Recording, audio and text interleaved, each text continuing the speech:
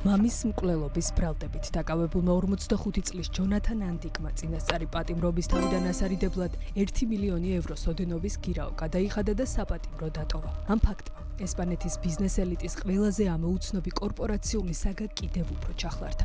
ყველაფერი 2024 წლის 14 დეკემბერს დაიწყო, როცა მანგოს დამფუძნებელი 71 წლის ისაკ ანტიკი ბარსელონას ჩრდილოეთით შულთან ერთად ლაშქრობისას 100 მეტრის სიმაღლის კლდიდან გადავარდა. თავდაპირველად ფაქტი უბედურ შემთხვევად შეფასდა, თუმცა მოსამართლემ საქმეში სრულიად ახალი გარემოებები დაინახა და სიკვდილში მემკვიდრის წინასწარ განზრახული მონაწილეობა ივარაუდა, რასაც მისი დაუყოვნებლივი დაკავება მოჰყვა. თავად ბრალდებული დანაშაულს კატეგორიულად უარყოფს. მისი ვერსიით, ის მამაზე წინ მიდიოდა, რა დროსაც ქვების ცვენის ხმა გაიგო და უკან მოხედვისას დაინახა, როგორ გადავარდა კლდიდან უფროსი ანტიკი. კრიმინალისტებისთვის ეს მონათხრობი დამაჯერებელი არ აღმოჩნდა. ტრაგედიის ადგილას, მარტივ ტურისტულ მარშრუტზე, სადაც შაბათ-კვირას ოჯახები ბავშვებთან ერთად დადიან, გამოცდილი მოლაშქრის ფეხის დაცურება თითქმის წარმოუდგენელი იყო. ექსპერტების დასკვნით, კლდის პირას აღმოჩენილი ფეხის კვალი ბუნებრივი ვარდნის სურათს არ ემთხვევა, ხოლო ბიზნესმენის სხეულის მდებარეობა და ტრავმები სასრიალოზე ფეხებით წინ მიზანმიმართულად დაშვების შთაბეჭდილებას ტოვებს.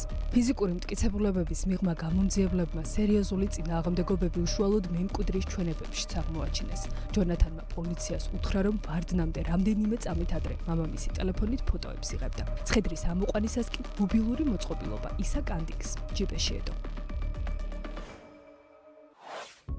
ეჭვებს ის უცნაური ფაქტიც აძლიერებს, რომ 7-8 და 10 დეკემბერს შვილი შემთხვევის ადგილას სამჯერ მივიდა, რაც ტერიტორიის წინასწარ შესწავლასა და დაგეგმვაზე მიუთითებს. დამატებითი კითხვები. თავად ჯონათანის ტელეფონის მოულოდნელმა გაუჩინარებამაც გააჩინა ზუსტად იმ პერიოდში, როცა საქმე ხელახლა გაიხსნა, რასაც ბრალდებულმა განმარტა, რომ მოწყობილობა ეკვადორში მოგზაურობისას მოჰყარეს. გამოძიებისთვის მთავარი ამოცანა ახლა საქმის კოლოსალური ფინანსური მოტივისა და მამაშვილის რთული ურთიერთობების შესწავლა. საუბარია 1970-იან წლებში კატალონიაში დაწყებულ ბიზნესზე, რომელიც ისაკმა წლების განმავლობაში 4 მილიარდი ევროს წლიური გაყიდვების მქონე გლობალურ ბრენდად აქცია. Forbes-ის შეფასებით, სიკვდილის მომენტში დამფუძნებლის პირადი ქონება 4,5 მილიარდ ევროს შეადგენდა. ამ გიგანტური იმპერიის სამართავად 2010-იან წლებში ისაკმა შვილს აღმასრულებელი ვიცე-თავმჯდომარის სტატუსი მიანიჭა და კონტროლი სრულად გადააბარა.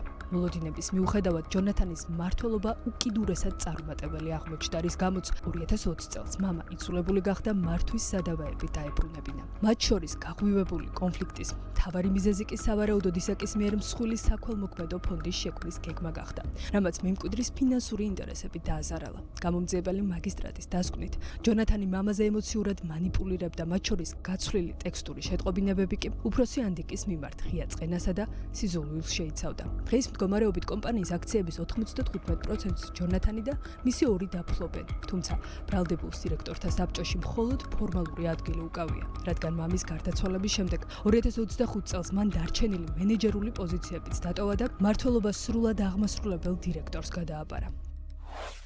ბრალდებულის ოჯახი მის უდანაშაულობაში სრულად დარწმუნებულია და აცხადებს, რომ ლეგიტიმური მტკიცებულებები ბუნებაში არ არსებობს. ადვოკატის პოზიციით კი პროცესი მხოლოდ უდანაშაულო კაცის სტიგმატიზაციას ემსახურება. წინასწარი საპატიმროს დატოვების მიუხედავად, ბრალდებულს ჩამორთმეული აქვს პასპორტი და ყოველკვირეულად სასამართლოში გამოცხადება ევალება. ახლა პროკურატურა სამედიცინო ექსპერტიზისა და ფინანსური მოტივების ერთმანეთთან უნაკლოდ დაკავშირებას შეეცდება. დაცვის მხარე კი ოჯახის კოლოსალურ რესურსს ბრალდებების გასაბათილებლად გამოიყენებს, რაც არ უნდა იყოს და როგორც არ უნდა განვითარდეს მოვლენები, ფაქტია, აქ და ახლა პლანეტის ყველა წერტილიდან თვალს ვადევნებთ ევროპული ბიზნესის ისტორიაში ერთ-ერთ ყველაზე დაუნდობელ იურიდიულ ბრძოლას, სადაც სასწორზე მილიარდობით ევრო, დიდი ბრენდის რეპუტაცია და მემკვიდრის თავისუფლება დევს.